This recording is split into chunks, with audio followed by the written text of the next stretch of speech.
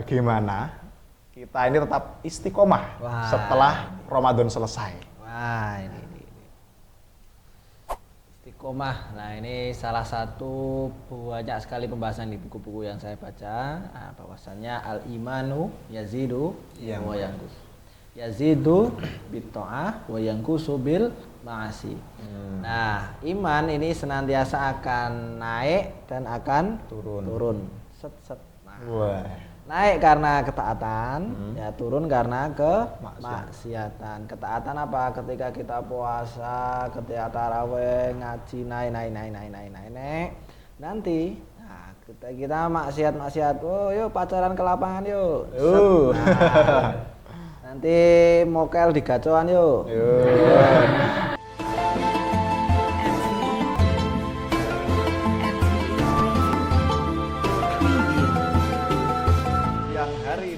Lapar. Malam hari tadarus santai. Ramadan bukan buat pencitraan, tapi buat hati makin baik dan makin damai.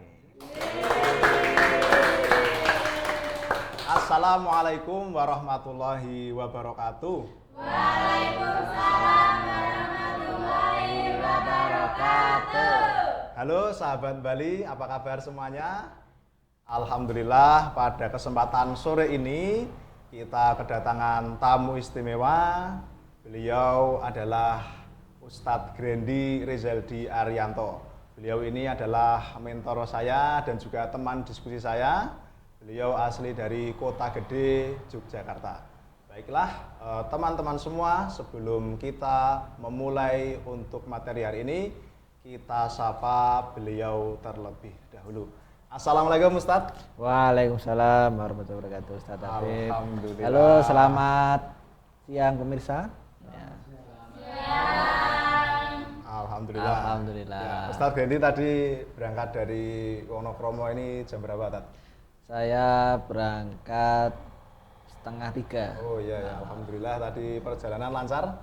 Lancar, alhamdulillah. Alhamdulillah. Jadi pemirsa semuanya, beliau ini adalah Ustadz Grendi Rizaldi Arianto. Beliau ini seorang dai muda, asli beliau dari Kota Gede, Yogyakarta. Sebelum kita masuk pada materi, saya akan sampaikan berkaitan dengan kesibukan dan juga profil beliau.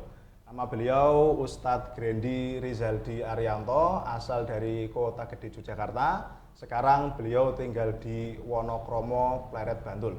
Beliau ini pernah mengenyam pendidikan di Ma'had Ali bin Abi Thalib UMY, program studi bahasa Arab, kemudian melanjutkan kuliah di UMY, jurusan Komunikasi Penyiaran Islam Internasional. Beliau juga banyak mengisi di masjid-masjid wilayah Yogyakarta, seperti Masjid Jogokarian dan sebagainya, banyak mengisi di sekolah-sekolah negeri ataupun swasta, di wilayah Yogyakarta, baik dari tingkat SD ataupun tingkat SMA. Dan beliau juga seorang ustadz yang bisa meruqyah. Nah, teman-teman semua kalau misalnya ada gangguan mungkin bisa request dulu karena pasiennya juga banyak.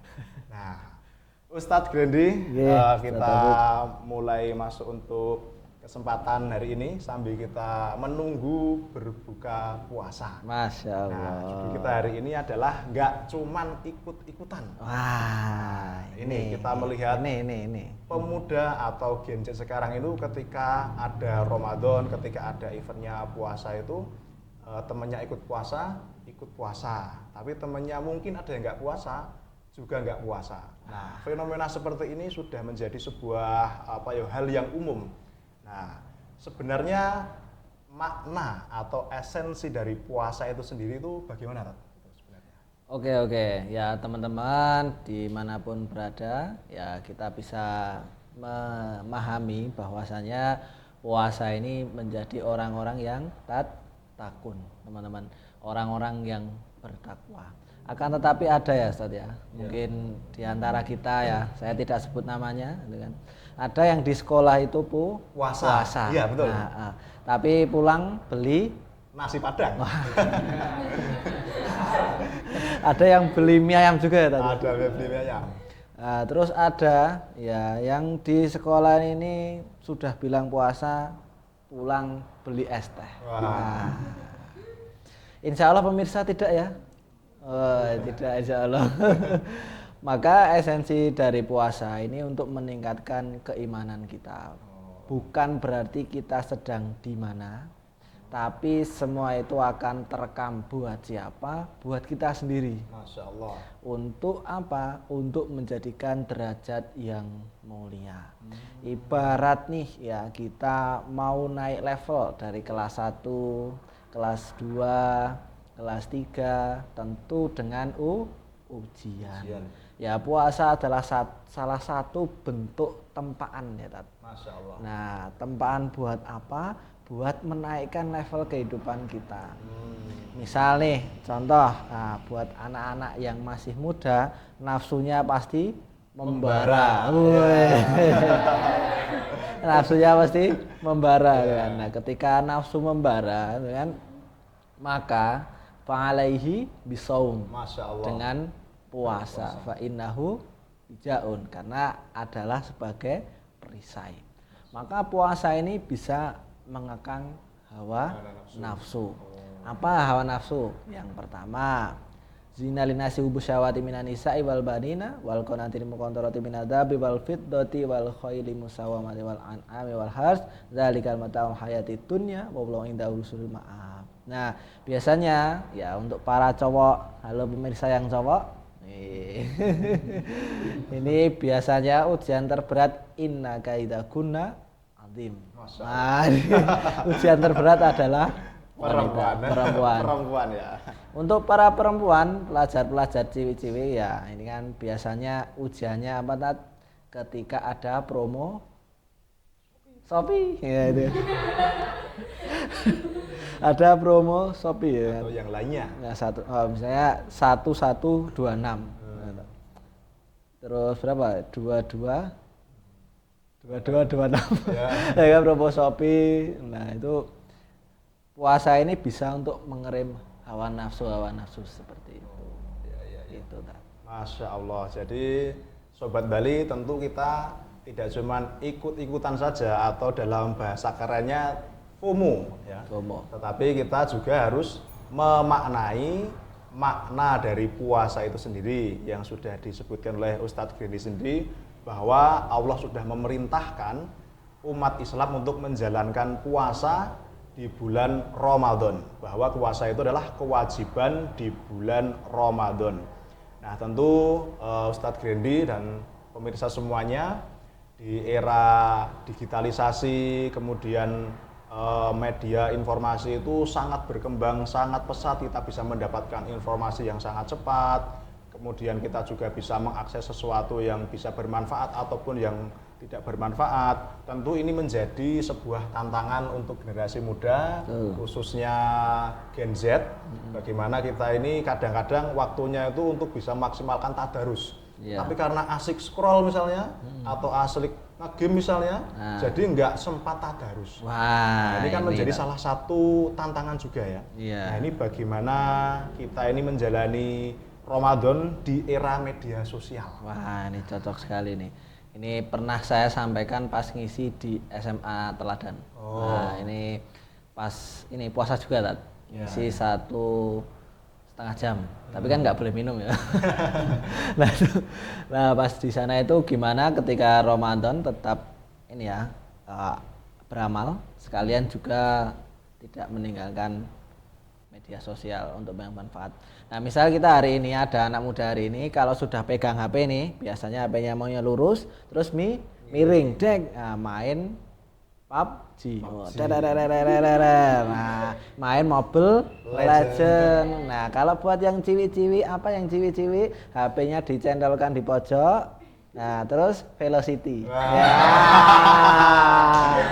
Velocity. Nah, itu sudah sangat. Terus yang tren ini ada Opalet. Apa itu, Lat? Di TikTok itu banyak ya, besliweran itu. Itu joget-joget itu. Oh iya. Nah, baru tahu tadi itu. Baru tahu.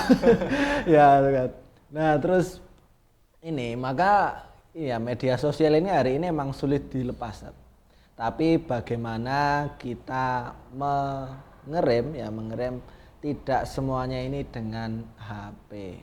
Ya, maksudnya dengan seperti apa? Yaitu dengan cara media sosial ini sifatnya ada algoritma. Nah, misalnya nih, teman-teman itu hari ini misalnya ya yang suka makan-makan ya diklik, nanti ada makan-makan.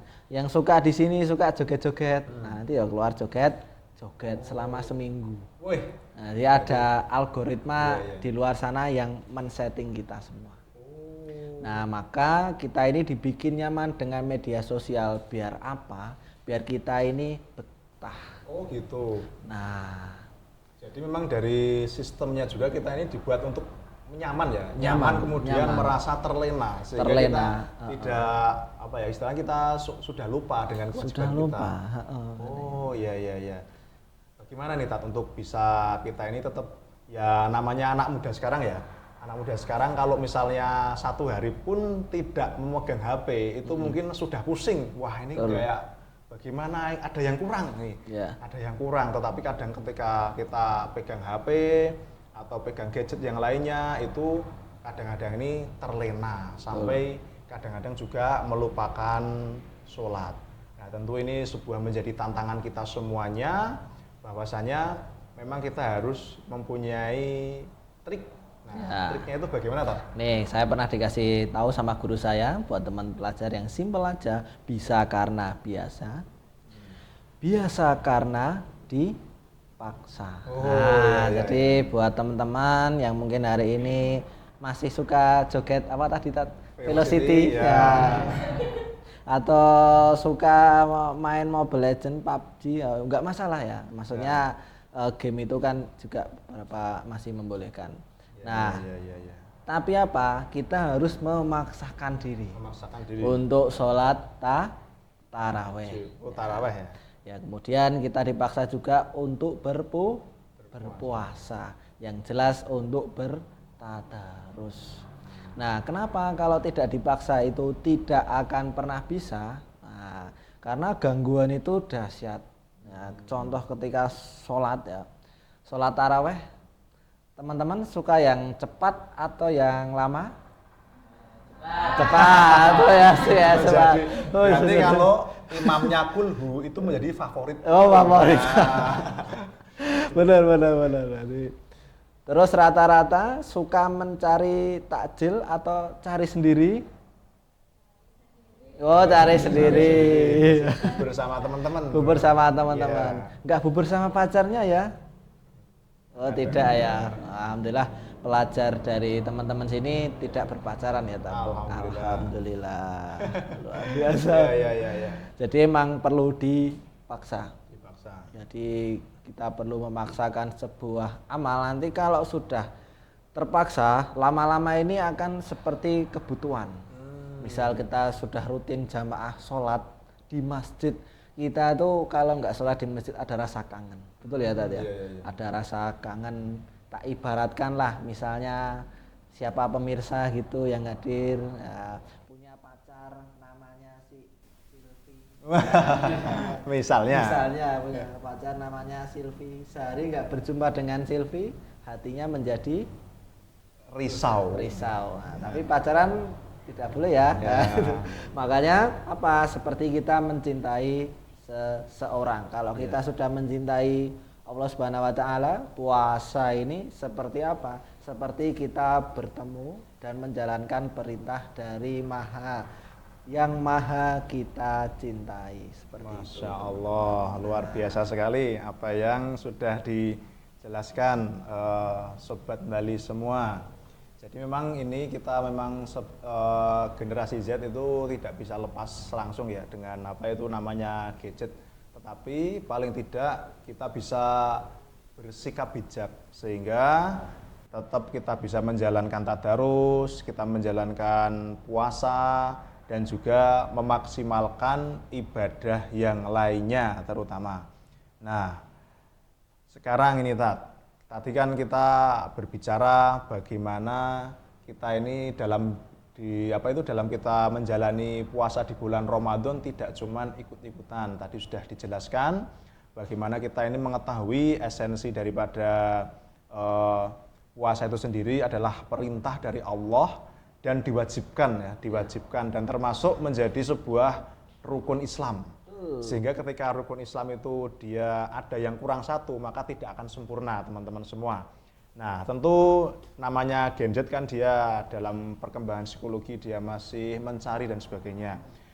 Apakah ketika kita niatnya itu belum tulus, terus kita tidak usah mengerjakan? Karena ada sebagian dari teman itu, wah saya ini sebenarnya pengen sholat tapi belum ikhlas, ya udah saya nggak sholat aja lah. Nah, kita bagaimana Tat untuk mensikapi seperti itu Tat?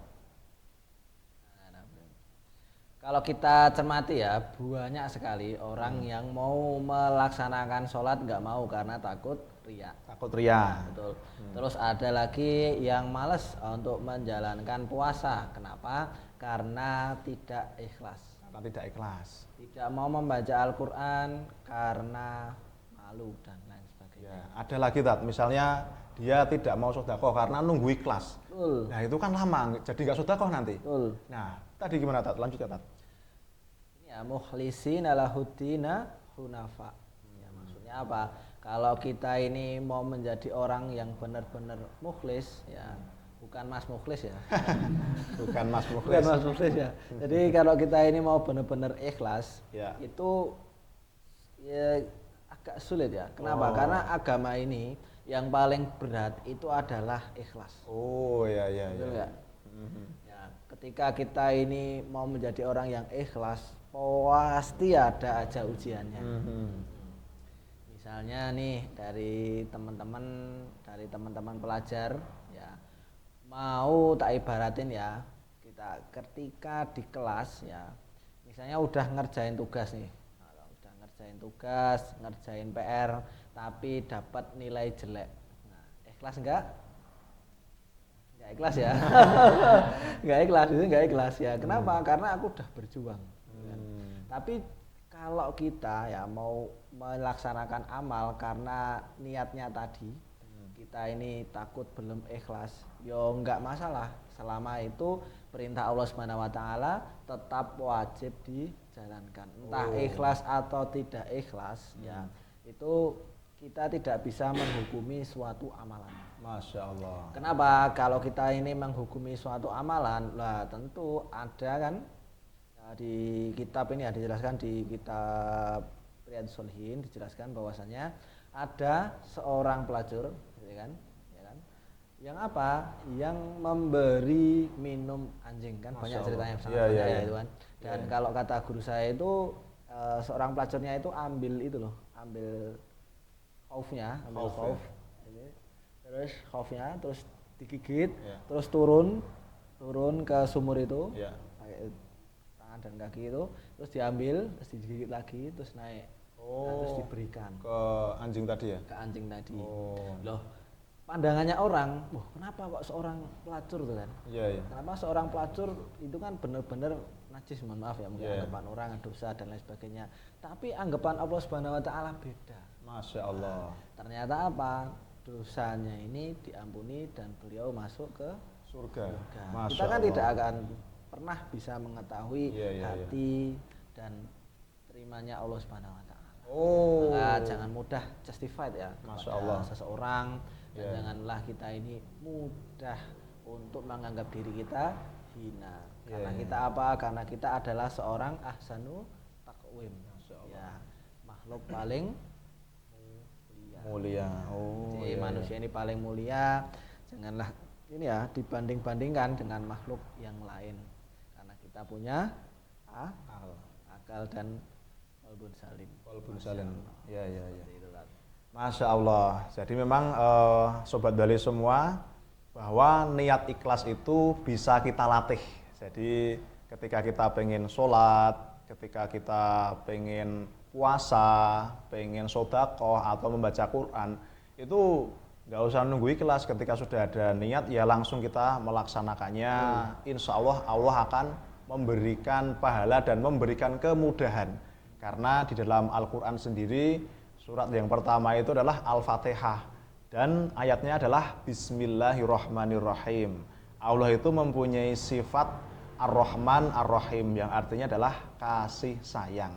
Kemudian tadi sudah dijelaskan oleh Ustadz Grendi bahwa orang yang hina saja, mohon maaf, pelacur, dia mempunyai sebuah amalan yang dicintai Allah. Kasih sayang orang tersebut adalah memberikan minum, sekedar memberikan minum kepada seekor anjing. Sehingga di sini kita bisa mengambil pelajaran bahwasanya kita tidak boleh meremehkan kebaikan sekecil apapun. Insya Allah apapun yang kita lakukan ketika itu baik, baik untuk diri kita, untuk orang lain, atau untuk masyarakat, itu juga ada timbal baliknya. Famay ya'mal mithqala dzarratin khairan yarah wa may ya'mal mithqala dzarratin syarran yarah. Nah, selanjutnya ini Ustadz, bagaimana cara membangun kesadaran beragama yang autentik di kalangan Gen Z? Nah, ini bagaimana ini Ustadz? Ini pernah ini ya, suatu ketika almarhum Ustadz Jazir, Ya, ini, Masya Allah. ASB, saya kan dekat banget ya sama anaknya terutama. Beliau itu dulu ketika seumuran kita ya, masih muda ini, beliau juga aktif dan beliau itu pernah daerah pelosok-pelosok yang banyak pemurtatan. Pemurtatan ya. Nah, kenapa orang itu mau murtad hanya dengan sekotak mie instan? Masya Allah. Urusan perut berarti ya? Urusan perut. Iya, iya, Pertanyaannya kenapa? Karena belum masuk ke dalam hati. Oh ya. Belum bisa membaca Al-Qur'an. Iya. Belum bisa memaknai. Belum sampai fisudur ya. Belum Fisudur. sampai hati. Nah, Ya. kemarin juga saya ngaji juga, alhamdulillah bertemu dengan salah satu kiai, ya, bertemu dengan Kiai Ajir Ubaidillah, ya kan. Nah, kemarin juga ngaji itu bahwasannya agar kalam kita ini bisa menyampaikan hikmah, kita harus punya namanya ulfah. Ulfah ini apa? Ulfah ini kedekatan dengan mat'u, dengan objek dakwah kita. Sebelum membangun ulfah, kita memberikan solusi yang bisa diterima. Contohnya misalnya ada pelajar pengen memahami ya tadi ya. Iya, pengen memahami. Memahami bagaimana tentang syariat ini. Ya. Ya, pertama kita buat dia sadar. Iya. Yang pertama sadar sebelum dunia ini kemana. Iya. Ya. Dan di dunia ini ngapain? Ya. Sudah meninggal. Setelah meninggal ini kita kemana ya. Nah, kita pasti meyakini bahwasanya sebelum kita ada, itu kan semua itu sudah diciptakan ya, sudah diciptakan. Di sini kita beribadah liya'budun, itu kan. Nah, kemudian setelah meninggal kita juga akan kembali. Ketika seorang muslim sudah meyakini itu, insya Allah sudah yakin. Iya. Lalu cara menguatkannya seperti apa? Yaitu dengan membaca kalam-kalam Allah. Seperti yang bisa bahasa Arab, membaca kitab-kitab salaf ya, maksudnya kitab-kitab dulu lah. Iya. Nah, dengan seperti itu, insya Allah akan mudah memaknainya, membangun kesadarannya seperti itu. Iya. Meyakini bahwasanya kami ini punya Tuhan. Banyak loh sekarang anak muda ya, saya sering sekali menerima konseling dari anak muda.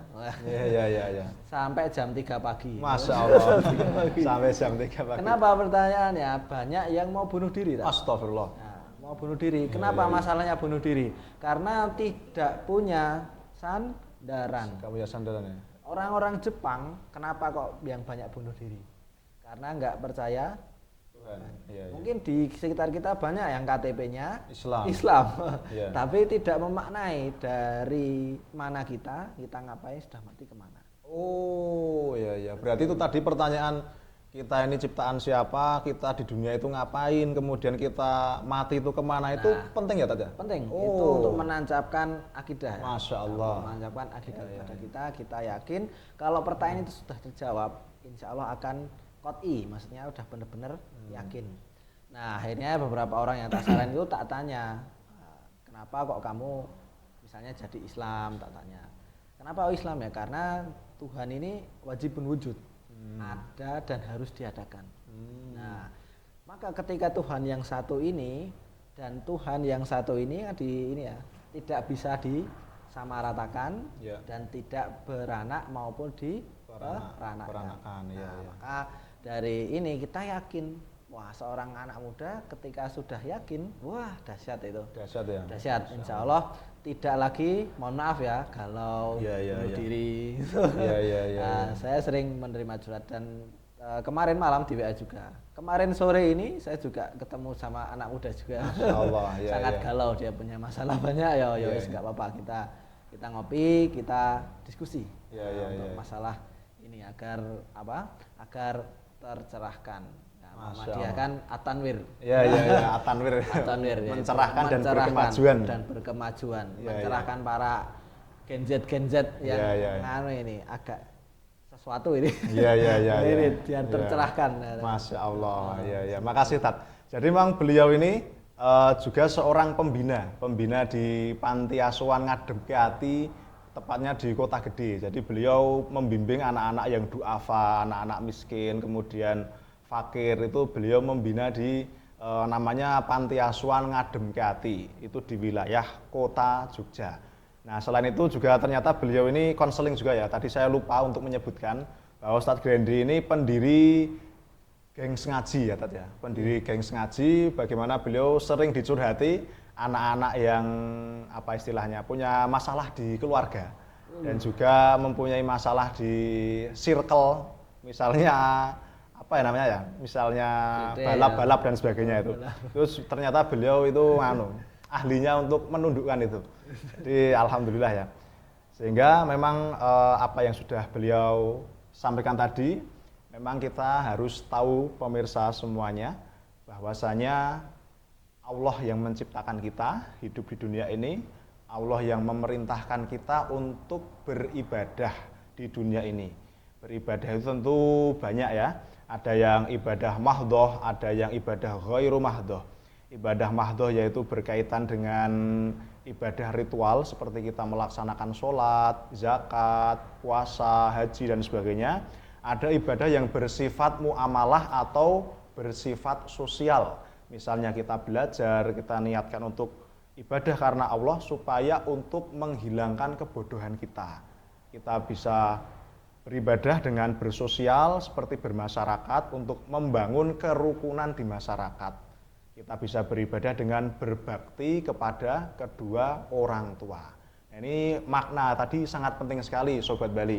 Bagaimana kesadaran untuk menjalankan ibadah, kesadaran untuk beragama Islam, kesadaran untuk menjalankan ibadah puasa itu harus didasari dengan ilmu.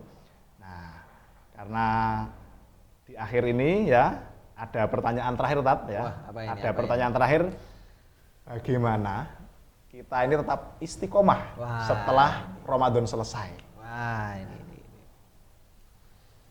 istiqomah. Nah, ini salah satu banyak sekali pembahasan di buku-buku yang saya baca, bahwasanya al-imanu yazidu wa yanqus.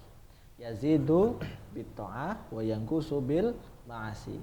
Nah, iman ini senantiasa akan naik dan akan turun.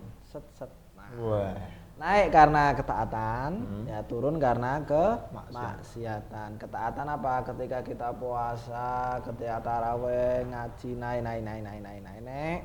Nanti, ketika kita maksiat, yuk pacaran ke lapangan yuk. Nanti mokel di gacoan yuk. Nanti turun lagi mie ayam ya Tadi turun lagi. Ya ini kan jadi turun. Oh, jadi di Ramadan stabil karena banyak temannya ibadah. Kemudian pasca Ramadan sudah beda beda nuansa ya. Beda nuansa. Jadi terkadang manusia itu elu dan melu ya. Of missing out gitu kan. Ya. Kono melu kono kan seperti tadi.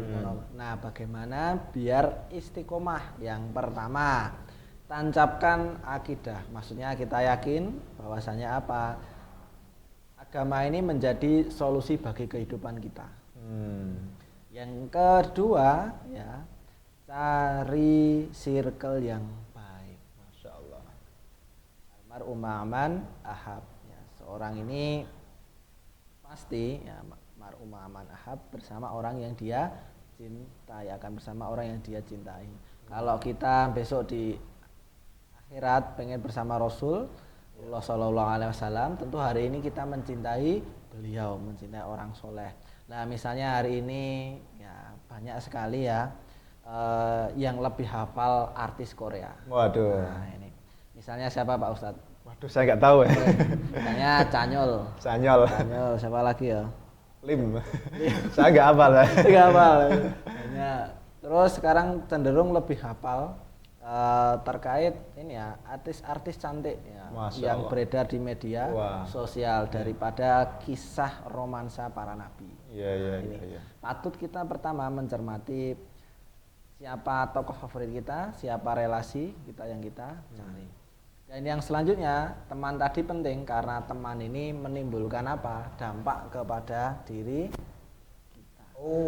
Iya. Setelah akidah, pertemanan, yang selanjutnya terkait informasi.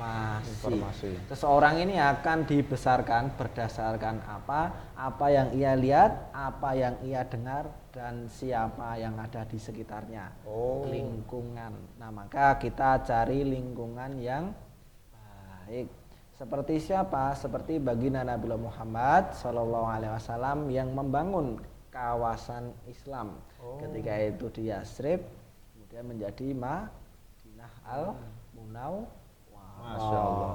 Ya. Seperti siapa lagi? Kiai Haji Ahmad Dahlan. Ya, yang semulanya ini ya di Jogja mungkin banyak ini ya, banyak apa namanya? Khurafat. Ya, tahayul bid'ah. Nah, itu tahayul bid'ah dan khurafat dengan hadirnya Muhammadiyah yang menyinari, mencerahkan, alhamdulillah di Jogja ini sudah mulai fokus ya beribadah secara mutaba'ah. Masya Allah. Terima kasih Ustadz Grendi, sangat memberikan pencerahan dan juga memberikan ilmu yang bermanfaat. Sobat Bali semua, alhamdulillah di kesempatan hari ini kita sudah mendengarkan nasihat beliau dan juga apa yang dapat kita ambil yang beliau sampaikan, bahwasanya di bulan Ramadan ini teman-teman semua kita tidak cuma ikut-ikutan saja, tetapi kita juga harus memaknai, kita bisa mengilmui makna Ramadan itu sendiri. Demikian yang dapat kami sampaikan, semoga bermanfaat, semoga teman-teman sehat selalu. Akhirul kalam, assalamualaikum warahmatullahi wabarakatuh. Waalaikumsalam warahmatullahi wabarakatuh.